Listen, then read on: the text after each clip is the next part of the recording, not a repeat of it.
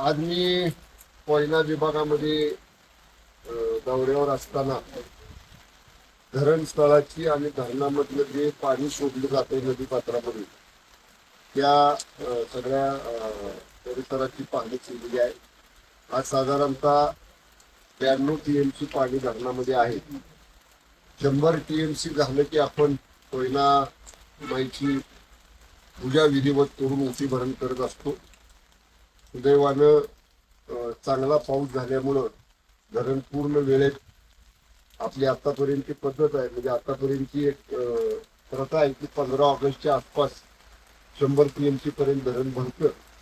अंदाजे 15 ऑगस्ट पर्यंत हे धरण 100 टीएमसी पर्यंत जाईल नक्की.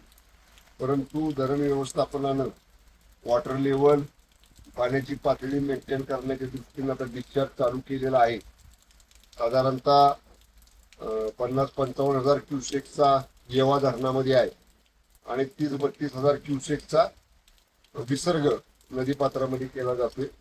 त्यामुळं विसर्ग जरी असला तरी येताना संपूर्ण नदीकडेची जी गावं आहेत त्यांची पाहणी करत आलेलो आहे. पात्रामध्ये पाणी वाढलेलं आहे, परंतु असा धोका कुठल्याही गावाला पोचले नाही.